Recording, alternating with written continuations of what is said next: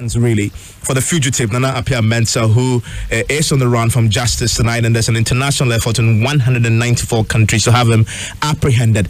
He's not the only one caught up in this. There are two other individuals. We understand one is the wife, Rostete. The second is sister, Benedicta Appiah. MFI is here with me, as is Kojo and Nancy. We'll be going on the phone lines to speak to some of our reporters who are also chasing this for us on the ground. MFI, let me start with you. You spoke to the CID boss, Mame Tewa Adodankwa, and she gave us some intriguing insight into this operation to have him arrested. What did you learn from that conversation? Okay, so from that conversation, she tells me that 194 countries, these are the countries that they've triggered the Interpol to be able to look for Nam1. So it looks like he can run, but he can hide. Wherever he is, we are told that 194 countries, they are looking for him there.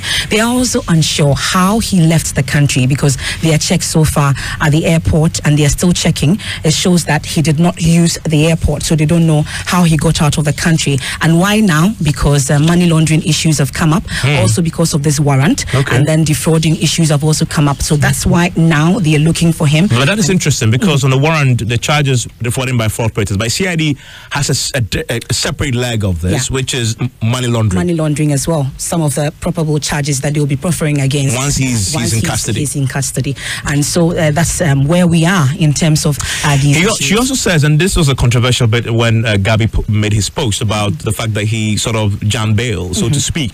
She says CID did not arrest her. CID did not arrest her. But our independent checks seem to suggest that BNI did. Yes, and that's what we know. So this is the first time that the CID is actually looking for Nam1. So the previous arrest, that's why it's a warrant and not a bench warrant, because the previous arrest was by the BNI and not the CID. So this is the first time that the CID is actually looking for him to arrest him and proffer those charges against him. So that's what we know so far in terms of speaking to the CID boss, Mame Tewa Adodankwa. Kojo, what do we know? Well, we thought we'd have a quick look at what activity he has left behind on social media. He was always a very large presence on social media, so we thought we'd see whether that would give us any clues as to what he's up to or where he is. We first had a look on Twitter, where his last post was dated the 27th of November 2018 at 10:42 p.m. This is what he posted. He said, "Instead of us being resolute, you've fallen for the misconceptions and further denigration of my name and the brand.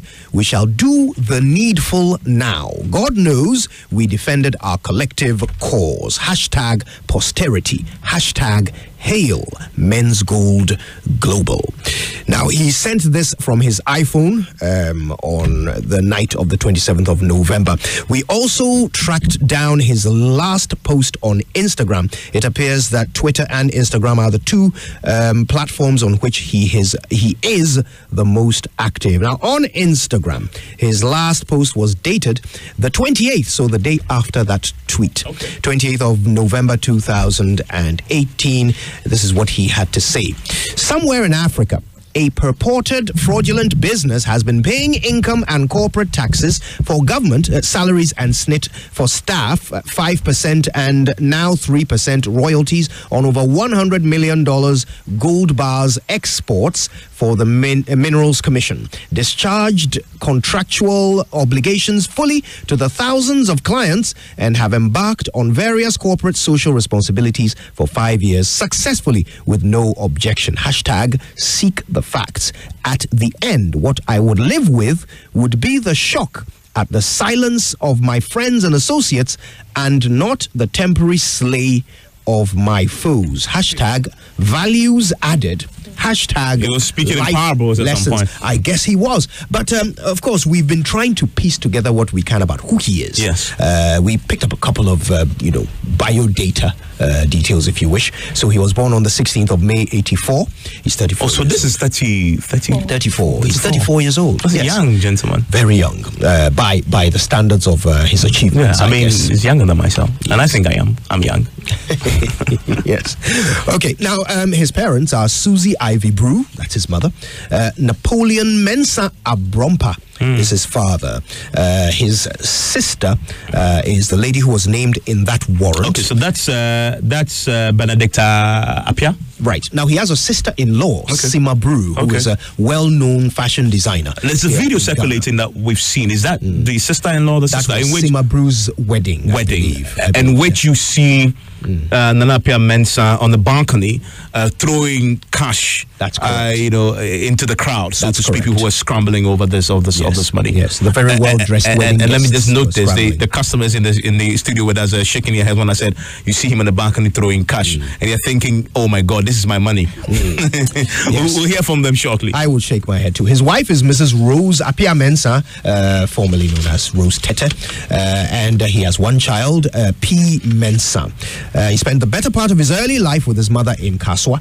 We know he went to Adisado College. We don't know where he went before that. Did you go to Adisado too? I went to St. Augustine's College. Yes. Just checking. Yes, and it's good that you give me the opportunity to clarify.